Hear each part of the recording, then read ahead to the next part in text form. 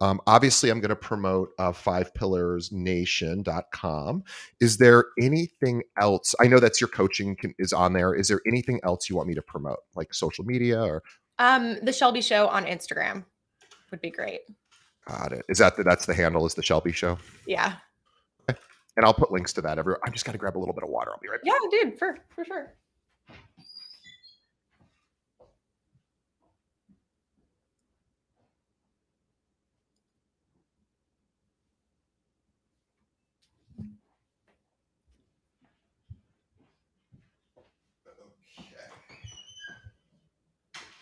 Okay. All right. And Shelby, I apologize. I forgot where you're located. I'm so sorry. Charlotte, North Charlotte. Carolina. Oh, I love Charlotte. Yeah. It's fun. Sorry. Seriously, don't be. Yeah, I've flown in and out of Charlotte a bunch of times. And where are I you? love that airport. It's a nice airport.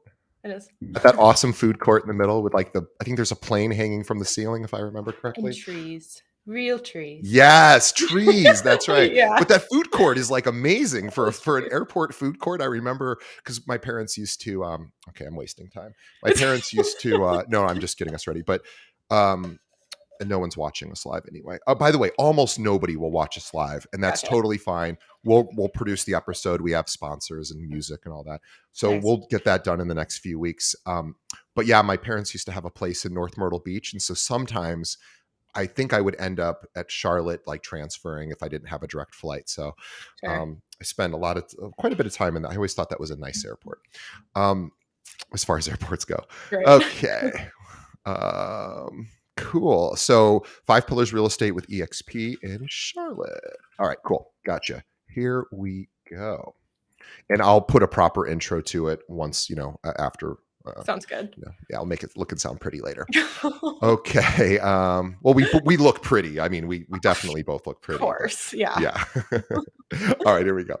By the way, we'll probably have about 20,000 agents will hear it within a month's time of actually releasing the episode. So we should hopefully drive some business over to you. Okay, here we go. Okay, today on the show, my guest is Shelby Johnson from 5 Pillars Real Estate with EXP in Charlotte. Now, let me tell you more about Shelby. Now, Shelby served in the Army for 6 years before diving into real estate full-time as both a broker and an investor in 2018. Now, out of the gate, she was recognized at the Keller Williams Rookie of the Year, all of North and South Carolina. And I'm going to guess there's thousands of Keller Williams agents in both of those states. In fact, I know there is. So that is a huge, huge deal. She closed 48 transactions in her first year. Let's just pause and marvel at how amazing that is. Everyone listening knows how amazing that is. Then she went on to moved on to create a traditional team called 5 Pillars Realty Group, you're going to have to pause again because I'm going to give you a number. It's going to blow you away. So after her first year, she created this group and then closed 500 additional transactions. In fact, more than 500 in her first 2.5 years. Insane.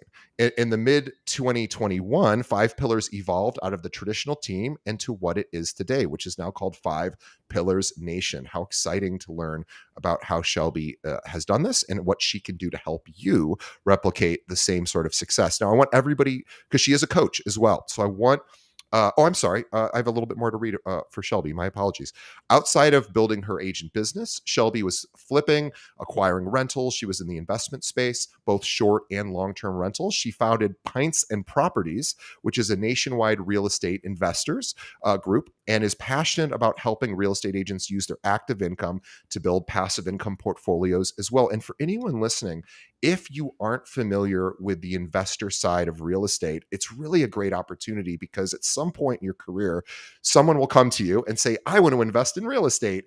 And it's good to really have that skill set so that you can, of course, accommodate that agent as opposed to just referring it to someone else like a Shelby, right? So it's good that she can help teach you all that stuff and just how to be a really successful agent, even if you're not on the investment side, because her team and her have done I mean, 500 transactions in 2.5 years is insane. So amazing. Anyway, follow her on on Instagram, which is the Shelby Show. We will have a link to that in the show notes. And also visit her website, fivepillarsnation.com. And she has coaching that she does, and she even has free coaching as well. So check her out. I am such a big fan of you, Shelby. I just learned about you. I'm already a fan, but I'm excited that you're on the show. So welcome. Thank you so much for having me. Man, that was such an intro, dude. Thank you. I get I'm really I excited to get be here. excited. You know Wow. what's funny? I was just thinking about this. I've done about 500 of these Oh my episodes, gosh. and I get so excited because I just love talking to people that are really doing exceptional things. And maybe it's some insecurity of myself of not feeling as successful as my guests, but I like that. I like that I get to talk to people like you. First of all, you served our country, so on behalf of all of our audience, thank you for that. That is the most important, one of the most important things that we don't often remember as U.S. citizens. But thanks for that. And then also, you have just had incredible success very early and quickly in real estate. So, how did you get into real estate? We know you were in the army, and then did you come straight from the army into real estate? Yeah, I did. So I served in the Army for 6 years, and it was my first duty station was lovely. I loved it. I was going to be in the Army forever. And then I changed duty stations to another installation. It used to be called Fort Bragg. It recently changed to Fort Liberty, North Carolina.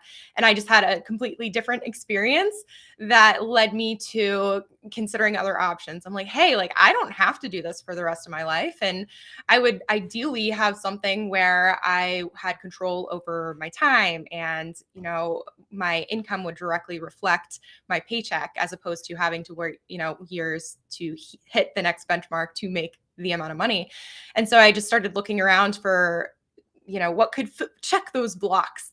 And it was real estate investing was actually what I stumbled upon first through Sure. Robert Kiyosaki and Oh, sure. Passive yeah, income, residual income, yeah. huge. Yeah. Yes, and then bigger pockets. And so I had this idea. I was like, "Oh, I'll just buy rental properties and then I will make money in my sleep and I'll just, ride off into the sunset and never have to talk to a human again," right? Um, that's really funny if you have actually been in real estate investing, you know that it's not like that. But that was the original dream. And I decided to get my real estate license as a means to generate the active income to pour straight into my investment. So, and what I didn't realize at the time, because, a lot of people getting their license, they're just like, oh, I'll just open some doors, show some houses and close and make a lot of money. And Sure. I didn't realize it was like, no, it's a whole ass business, you know? So that, It is, and it is funny. It's it's a lot of people get into real estate as agents, or like you said, on the on the investor side, and not always understanding the amount of work and effort it takes, because really it's no different really than many startup businesses. There's this learning curve. There's time to generate enough income to keep the business afloat. There's lead generation. There's all of these pieces of really any business that and it's sometimes the schools who teach the pre-licensing classes, they don't really talk about any of that. They just go, let's help you none pass the of it. test, Yes. the rules and regs stuff, which you forget about anyway at the moment you pass the test. Mhm. But this idea of really understanding, like, it's kind of a trial by fire in a lot of ways, and you did it and you were very successful. I'm curious. I've had a lot of military or ex-military on the show who've gotten into real estate, and I am sure there are some non-success stories, but boy, there's a lot of success stories. I suspect, this is a guess, but I suspect the discipline and the structure of being in the military, I'm guessing, was really helpful to then when you're on your own and not really accountable, assuming that you don't have somebody looking over your shoulder every few minutes going, what are you doing right now? Most realtors don't have that, and they have to really be self-sufficient and self-starters. Did what Can you talk about what you learned in the military, and were you able to bring some of those skills over into real estate? Yeah, my military experience was absolutely huge in the ability for anything that I've done so far. And I didn't even realize it at the time, like how impactful it would be for me. But like you said, with the discipline and the structure, for sure, that was a thing. I was already used to getting up early and attacking my day. And also the military instills this sense of urgency within you because there's so many levels of like, you know, leadership and ranks, and there's like a lot of pressure all the time and a little bit of fear from being Sure. yelled at or getting negative counselings or whatever. And so I still had that like deeply ingrained in me. So like whether or not I had anyone over my shoulder, there was just this sense of urgency, like I have to do this like now, like yesterday. And the other piece of that urgency also is the fact that in the military you can't, if you care at all about your survival, you can't say, I couldn't do it, or I couldn't figure it out, or it didn't work. And so that idea of like, there is a way, you Yeah. just have to find it. No is not an answer. That Yep. is incredibly helpful year one. Uh, it is. Boy, I don't know that anyone's ever said that exact thing on our show. And if they have, I've forgotten it. But that is a brilliant thing to really, it's simple. But this idea of learning, learning to how to process a no and learning what a no really, really is and having it not feel like the worst possible thing to happen. And also, I mean, it's like, I always think really successful people just fail more. So they're just used to the nose. And when I say fail, I mean they just don't get their outcome most of the time, but they just keep going. Mhm. And of course, military works all on, there's a chain of command, and you are not to really question. And it's kind of like, I don't even know, now in this country, we sort of are like, you get to question everything and you get to just, be an individual, and there is no rules. But in the military, there are rules. There's really specific reasons for that. And it's not because they want to control and punish. They just want a really effective military to actually keep the rest of us safe. And so there are processes that are tried and tested, and you have to just trust that the people, that have put these rules in place know what they're doing. And you're right, you don't get to probably say no as much as you do, outside of the military, especially when someone's asking you to do something. But there's a reason for that. And it's not because they're evil people. They're like, no, we know how to do this, and we want to teach you so that we can keep you safe and you can keep everyone else safe. So I love that. And I imagine, yeah, I've never met somebody who was ex-military who was like, I just can't seem to be I'm not a self-starter anymore. It's like they all just learned it so well. So I think amazing. And you're right. Like, again, not hearing no, just going, okay, well, I'll figure out a different way around this. And the cool part about real estate, there's a million ways to do it. Oh my Um, gosh. So much. It is the land. If you're creative, the world is yours in real estate, which is just such a beautiful thing. And one of the things I love about it so much, it's like there's never one way to skin the cat. There's like yeah, 75. The military in general, like besides those aspects, though, there was also the aspect of um, the organizational side of it. So like I worked in human resources and I sure. oversaw 700, men within as soldiers, but at the time it was infantry was all guys. So it really was men. And I was in charge of seeing people come into the unit, leave the unit, go on deployments, redeploy, award ceremonies, promotions, retirement ceremonies, and then also like making sure that that aligned with all of the other operational things that were happening in the unit. And so the fact that I could, I worked with the operations and looking ahead on the calendar and making milestones and benchmarks and sticking to timelines and the calendar being like a Tetris, all of this stuff directly ties into real estate in addition to in the military that people move duty stations all the time. They Sure. PCS, they change duty stations. And so everything has to be documented because when you leave, oftentimes there's not even a handover. So your replacement will come 2 weeks after you've left. And if you don't have your operating procedures documented, so that way someone could pick it up on a third grade level and figure out how to do it, it's unacceptable. So those were things that really helped, documenting so that way I could automate and leverage and use my time wisely. And those really impacted throughout everything that I've done so far in real estate. Yeah, it makes perfect sense is having these standard operating procedures and this tight organization so that things don't fall through the cracks because like you were saying, somebody leaves a particular area where they're deployed, and then their replacement comes in, but it's weeks later and there are a million things have happened in those 2 weeks, and you're like, okay, now I have to figure out how to keep this all straight. It kind of similar in real estate, right? Like deals fall through, things happen, and it's, or even just you close a transaction and then you're like, well, that person's probably not going to buy or sell another property for 7 years or whatever the statistic is these days. How do I make sure that they don't forget about me during Yeah. that time? But I want to find out, what do you think was the main reason that you got to 48 transactions in your first year? I mean, that's insanely impressive. I don't suspect there's any magic sort of formula that that no one else knows. Maybe there is. But what do you think made that difference for you? Why do you think you did that well? Yeah, that one of the reasons is because I didn't know how good it was when I was doing it. And that is one of those things, if I didn't go in with the expectation of like, an average Asian in a good first year closes like, I don't know what, like 6. I actually don't Maybe know. six. Yeah, maybe. Maybe 6. And so I just went in knowing that I was going to go absolutely as hard as I could, and the results followed from like the input of the work. But I didn't realize until literally they were like, "Oh, you're rookie of the year." I'm like, "What?" So I think that honestly, having my mind not constricted to what was possible helped. That was one thing. And Oh, then that's interesting. Yeah.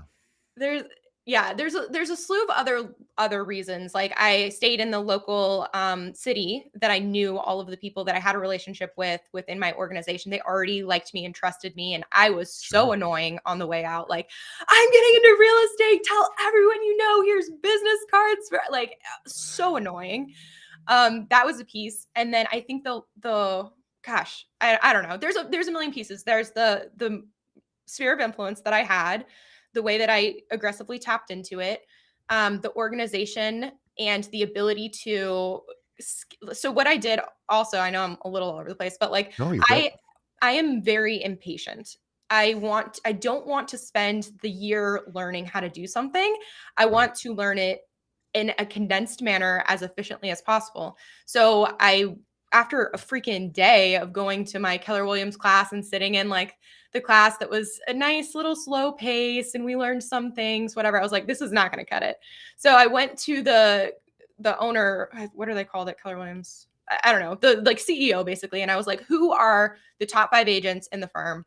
And I got their contact information and I Smart. ran them down. I was so annoying, but in like a nice, pleasant way because new agents are a dime a dozen. They don't pay attention the first time you ask. It's the 12th time that you ask That's to right. shadow them that they're like, fine, just get in my car. And so I did. I literally shadowed every single one of them. And I pulled as many systems as I could from them. And I let go the ones that I didn't think worked for me. And I implemented it. I would, what, how much, so by talking to those top 5 agents, and again, this is just a guess, but you would know this better than I could guess. How much time do you think you saved in, I mean, are we talking years maybe? I would say so. I'm talking year, especially since like they were so kind when I finally got around them and showed them that I was like really valuing every minute, every second that they put into me. Literally, they sent me the email templates for contract to close. They sent me checklists. Here's my buyer's packet. Here's my listing packet. Like I I learned more in that first month than most agents learn in their first 5 years, I swear. Yeah, no, you're right, and this whole show was predicated on the idea that top producers are actually really generous with their Mhm. processes, their systems. I wasn't sure that was going to be the case when I started the show like 5 or 6 years ago, and I turned out, I go, well, I just hope people like are willing to be on it. Well, now, I mean, we haven't had to ask for a guest in years because they want to be on the show. They appreciate giving back. You are obviously no exception to that. You're doing the same thing, and it is amazing if you just ask. But you're right. You do sometimes have to ask a few times, Oh my and gosh. maybe more than a few times, because top producers, their biggest challenge is time. And honestly, they don't have time for you. So you really have to make it a priority, to really, really, just like how you would prospect a client. Like, you're saying obviously you don't want to be super annoying, but you want to be pleasantly annoying in a sense where Totally. you're like, no, I really respect you. I just want to take you out for 15 minutes for coffee or something. And even if you just do that once a week, you'll probably get just incredible, like you were saying, you got all sorts of handouts and Oh my guides and gosh. checklists. And gosh, I can't even imagine how much time that, So and you also work at a firm. Keller Williams is got some of the very best training on the planet. I mean, it's kind of what they're known for, Gary totally. Keller and that whole thing. And so you're already getting good training. You're like, I'm going to go out and find other stuff To too, get and I had to really get it applicable quicker. stuff. Yeah. And A so point I really, would something that, like, helped though, if if listeners are sitting there like, "I'm gonna do that," I think that this tweak in how you ask is made a huge difference. It's not, "Hey, will you teach me?" "Hey, right. can I just sit and listen? You don't even have to look at me. You don't even have to talk to me once. Can I just sit while you make your calls? Can I just" Yes. It's the difference. It's like, I don't want to teach you, man. Like, they're thinking I learned this on my own. It's not my Right. responsibility to teach you, but you can sit there. That's fine. Sure. You know? Yeah, or like if someone's doing an open house, say, "Hey, can I just shadow you at the open house? I'll Exactly. I'll go around handing out refreshments or something, but I just want to hear how you talk to people Exactly. who you don't." Yeah, you are so right. And what I think you'll most of our listeners would find if they feel self-conscious about asking is, talk to your managing broker and say, "Hey, can you help make an introduction to me? Again, I don't want to be annoying to these agents, but I would love the opportunity just to like be a fly on the wall, listen. Totally. Maybe they'd even take you on a listing presentation, right? Like I did. That's there's what I did. They took me. ama- It was so cute. I just went with them. and I mean, I can't imagine what you would have learned on a listing present. It must have been just like, well, this is pretty awesome. Like you must have just learned. Oh, that's amazing. Yeah, it was super helpful. Love them to this day. All of them are out there still slinging. So, but yeah, I would say that that was really helpful in the beginning. Let Let's talk about systems because you scaled. You didn't just stop at 48 transactions. You scaled to, hundreds of transactions per year. So, how do you think you made that? Because there's only so much time you have, and there's Yes, only, so much of anything. So you have, like you were saying, you have to leverage resources, time. What are some of the systems that really made a huge shift for you to allow you that to get to that next massive level? for sure. Um, yes, the fact that I immediately had systems from these top performing agents that I was able to tweak and make my own and implement, that was me still as a solo agent. I was still doing every piece of the puzzle by myself. The one of the big pieces that was my first like real step up was hiring the transaction coordinator. And not just, I actually hired and fired two before I got to the one that it was actual true leverage. You don't have that fear in the back of your mind. What's falling through? Are they telling people the wrong thing? Like when you finally find the true piece of leverage that lifts it all off your shoulders. And then that piece was huge. And at the time, that transaction coordinator owned her own business and she was managing several agents' files, but she and I hit it off. And I think there's a lot that goes with that too. It's like, respecting communication, being the agent that she wants to work with too, not just you work for me, you're working together. And because of this, by the end of that first year, it's when I was starting the team. And I asked her, I was like, hey, you are amazing. I love working with you. What would it take for you to be mine forever? Leave the business behind. Come with me. Let's paint the whole vision. And she did. And so that having, and she was an agent for years longer than I was before she even started a transaction coordinator business. She was super detail oriented, where I'm more of like sales and vision and all of that stuff. So our powers combined had a really good foundation for being able to take on more and more volume and also have a lot of value to provide agents as they joined our organization moving forward. It's amazing. Yeah, you just said so much there. Great. I no, no, no. Word vomiting. No, no. I'm just processing it. It's so impactful. This idea of we should also just mention. what a transaction coordinator is, just for anyone who Sure. isn't familiar, which is basically you're hiring somebody. They could be a virtual transaction coordinator. They could be somebody local, like Shelby, was an agent that wasn't practicing and but knew everything. Some of the challenges with virtual transaction coordinators is that a lot of times they're from other countries and they represent realtors in many different states or many different markets in the United States, which means they have to know a lot of different markets, and it's just harder for those agents, or sorry, those transaction coordinators to really fully know exactly what you would need as the realtor, to help their clients. So not all transaction coordinators and not all transaction coordinator companies are created equal. Oh my gosh. You as you said, you hired and fired a few of them, because I've seen some agents who just have the amazing transaction coordinators, and others are like, it's not that helpful. So, but every successful, really truly successful agent I know pretty much has one, has a transaction coordinator. So, I mean, if you think about it, they they really do more than just doing the paperwork. They can create timelines for Oh my you. gosh. They can remind you, hey, it's 10 days before closing. Here are the things we need to do. They remind the client. It's a lot of just process. It was everything. And especially since exactly like you said, so the transaction coordinator, she was an agent in North Carolina, which was my state, and she knew the contract inside and out Yeah. and was like over communicating with the clients. And the thing that I think is really cool is that I was so proud that she was an extension of my business.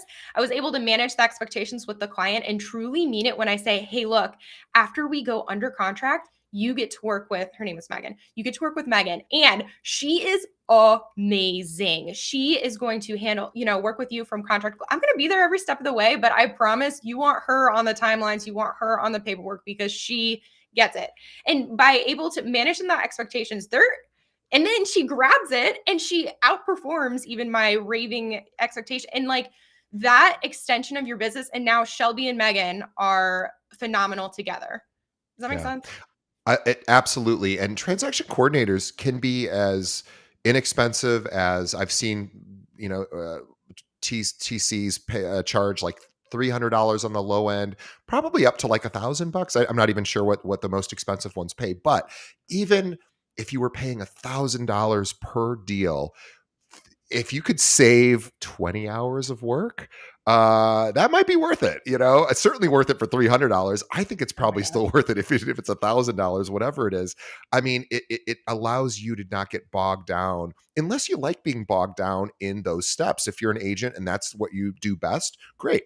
But then you'll probably need to have somebody help you with the prospecting and all the other things. So you can't Totally. do everything, right? Or you can try to do everything, but you're not going to do everything well.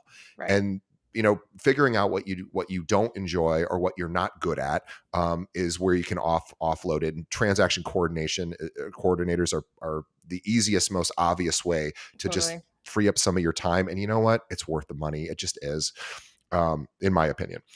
So we tell all of our agents, not all of them do, but we tell them, please get a transaction Just do coordinator. Like, it. we'll help you the best we can. And we do help a lot, but you really want somebody who just, this is all they do.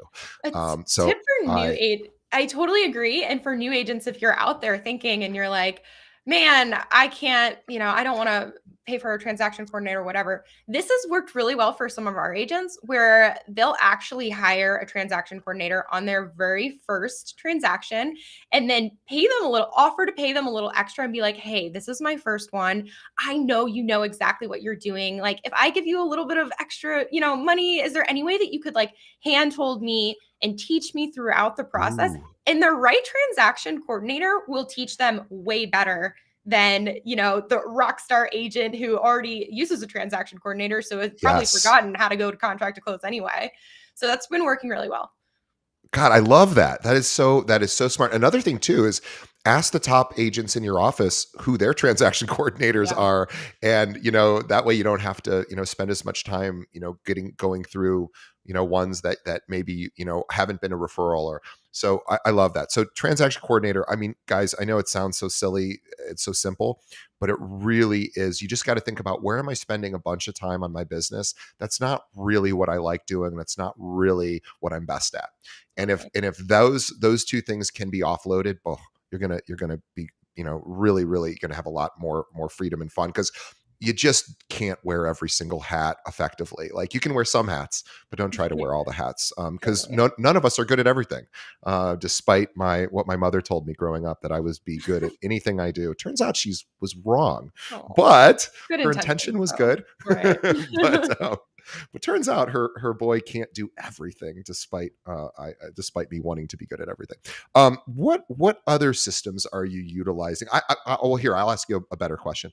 What systems are you using to stay in touch with your clients after a sale? Because this is a huge opportunity that, my parents, you work in North Carolina, but in Charlotte, North Carolina. I have to forget, because I used to go to South Carolina so often. I only think South Carolina, because my parents had a place in North Myrtle Beach, and when they sold that place, reason I'm bringing this up is, it took them years, because it was kind of just bad time in the market, and they went through a bunch of realtors, and finally somebody got it sold.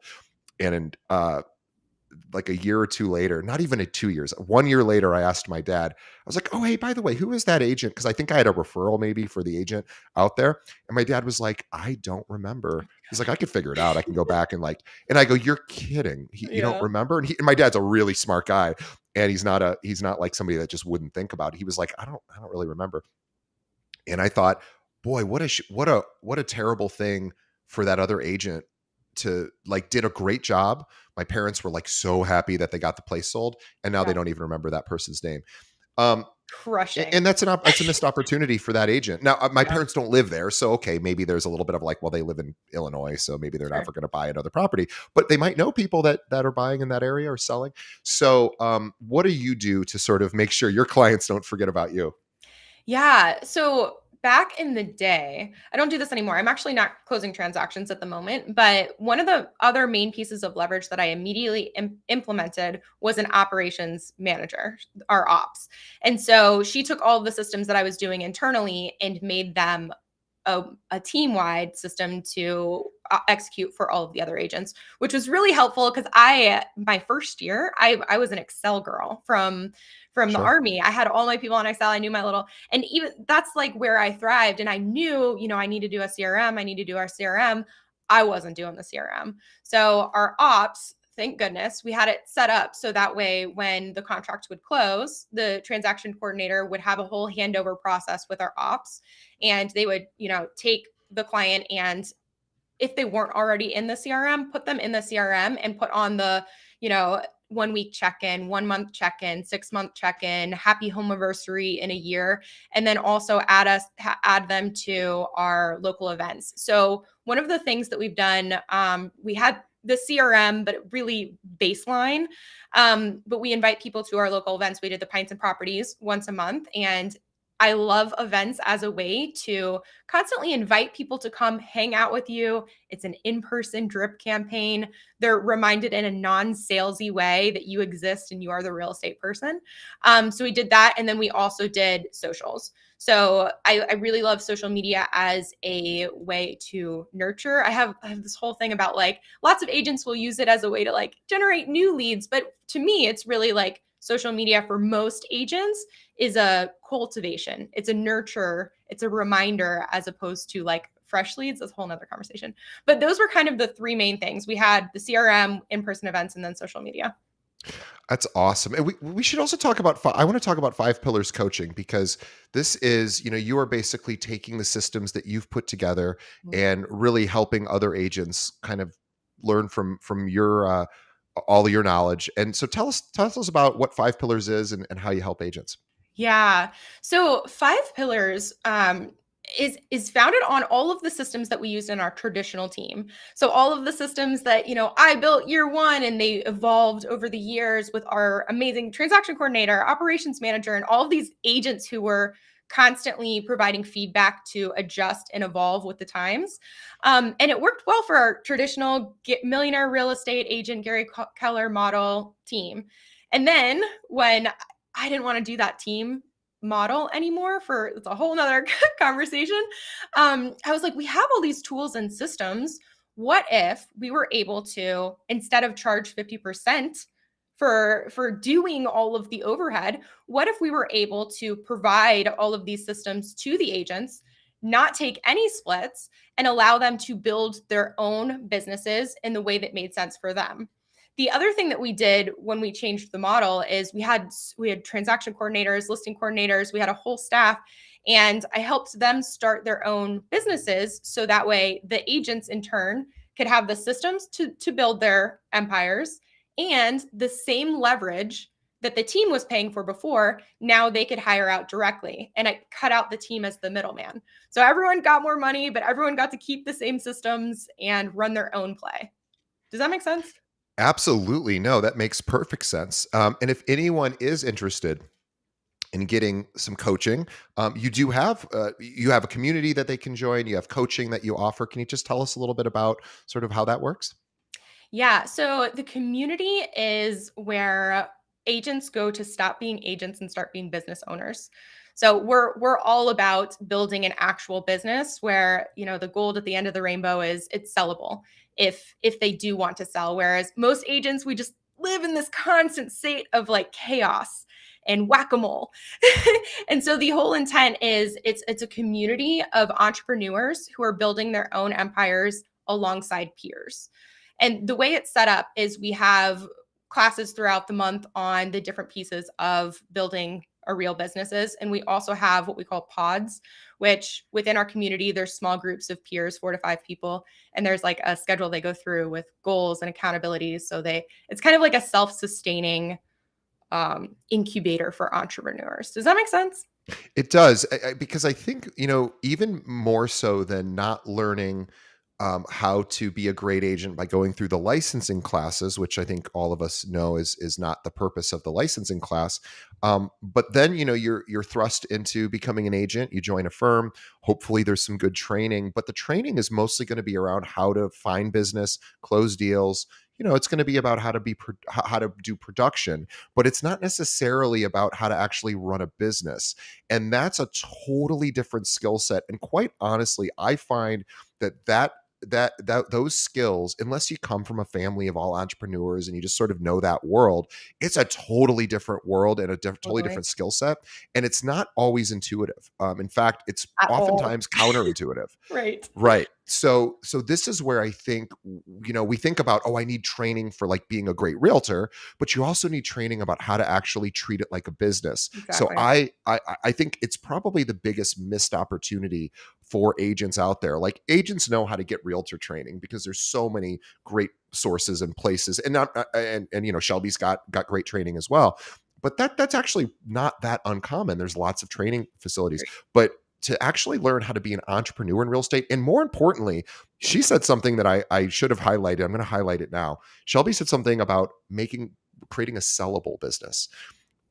99% of realtors do not have a sellable business, maybe 99.9%.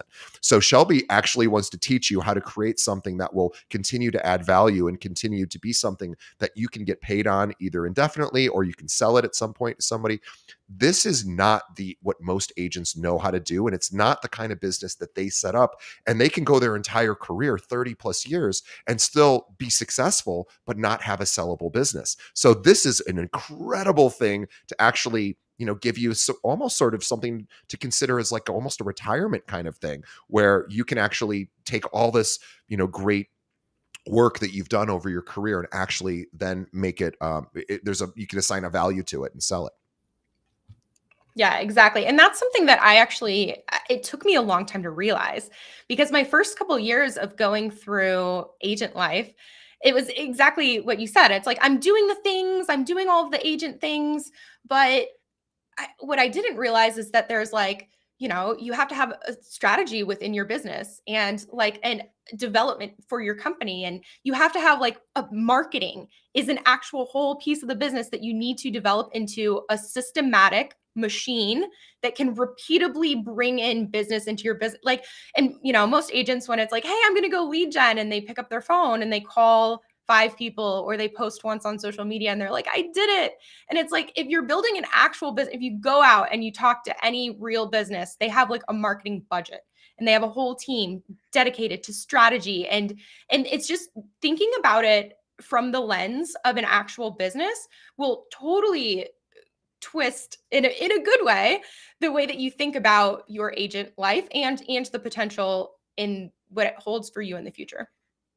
Yeah, it makes perfect sense. And so this is it's a good, thinking like an entrepreneur. Entrepreneurs typically start businesses and then they also have an exit strategy. That was the thing that I didn't know when I started studying entrepreneurship was, oh yeah, there's this whole thing called an exit strategy where you actually maybe you want to do this forever and you just want to do it until you fall over and they put you in the ground, and that's fine. But Yeah. for those of us that have like this idea of we want to retire or we want to pass on and maybe do this for a certain amount of time and then move on, you really have to have some pretty serious processes in place to be able to market the business, to make it sellable, and then also to create so much value that people will come to you and say, I want to buy this business. And that's, again, a whole different level of skill that people like Shelby can teach you.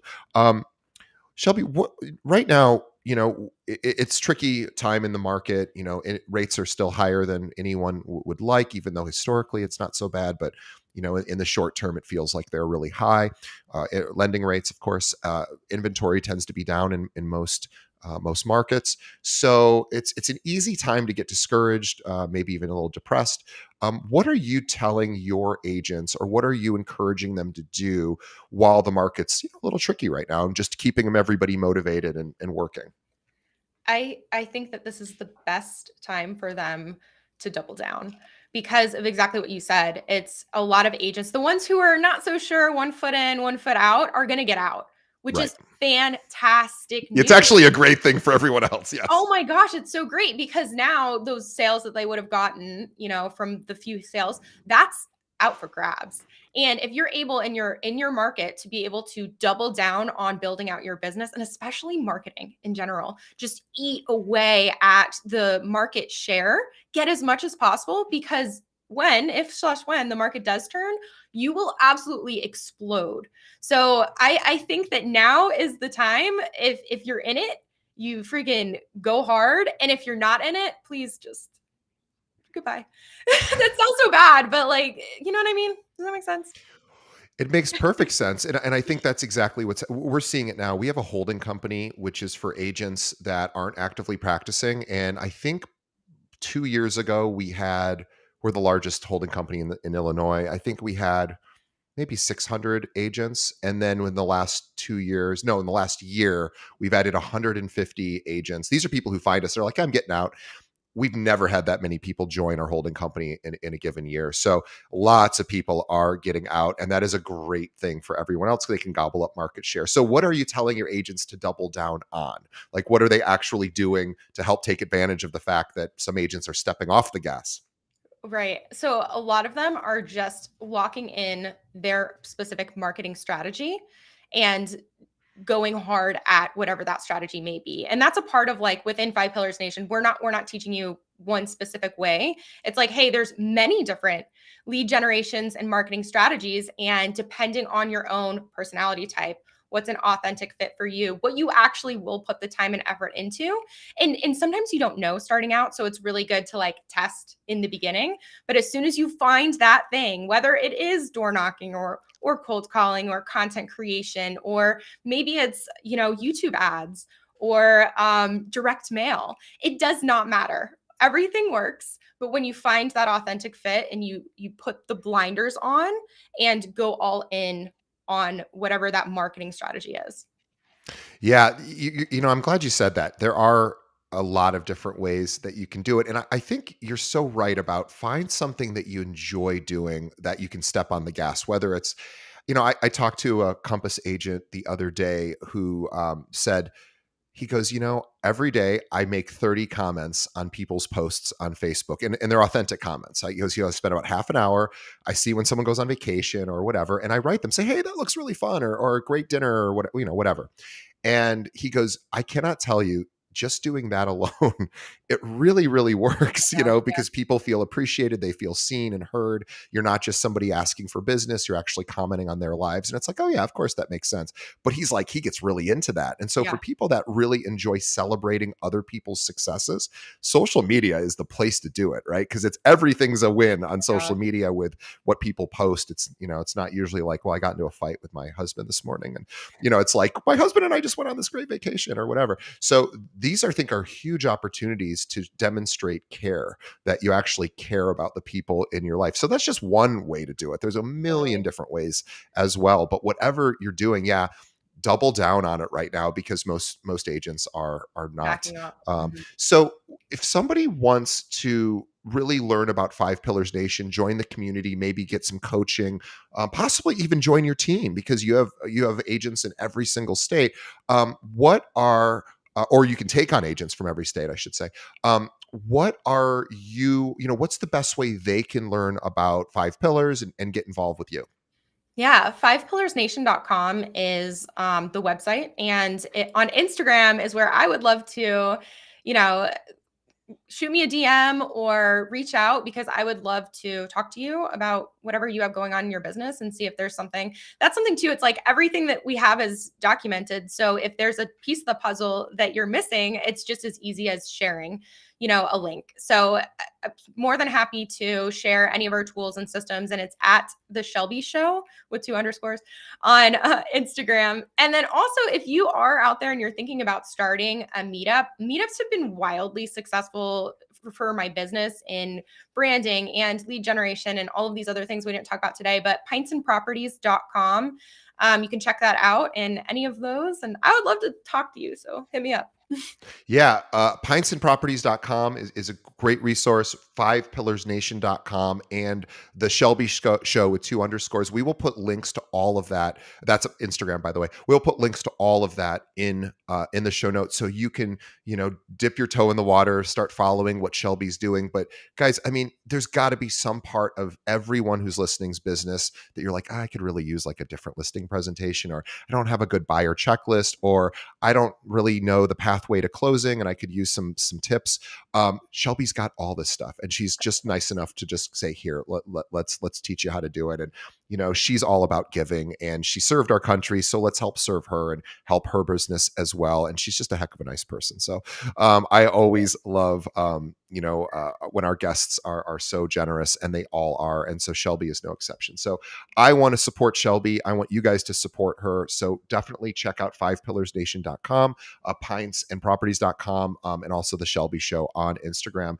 And you will learn all things Shelby. And gosh, her and her team are just skyrocketing their success, and she is a lot of fun and very, very sweet. So please reach out to her. She loves to help, and she's helping you right now by being on our show, so let's help her. So Shelby, thank you so much for being on our show. I can't wait to have you back in the future. We can get a deeper dive into some of these amazing systems that you've put together. But guys, reach out to her, ask her for help. She and her team will definitely be in touch with you. Shelby, on behalf of our audience, thank you. Thank you again for your service to the country and for your service to this industry and helping our listeners too. That's really super appreciative. I don't have all those resources to give our listeners, so thankfully you do. So don't ask me, guys, because I'll just go, I don't know. But Shelby has everything that you need. So reach out to her. She's super great. So on behalf of the audience, thank you, Shelby. And on behalf of Shelby and myself, thank you to the audience for sticking around to the very end. Visit all the Shelby websites and follow her on Instagram and reach out to her with what you need. And again, thank you for making it to the end. Please tell a friend about this podcast. Guys, this is a tricky year. Let's help all of our fellow realtors. Let's give them, some more resources to help them stay afloat in this tricky time. Send them a link to this episode. You can find us at keepingitrealpod.com. Every episode can be streamed live. Or if they're a podcast person, just pull up a podcast app, search for Keeping It Real, hit that subscribe button. And also, if you can leave us a review, whether you're on iTunes, Spotify, wherever you're listening to this, YouTube, let us know what you think of the show. We take that feedback very seriously, and we always are here to modify, to get better and better, to make you guys appreciate us even more. So let us know what we can do to help make the show better. And let's also reach out to Shelby. Shelby, thank you so much. Thank you so much. So fun being here. Thanks for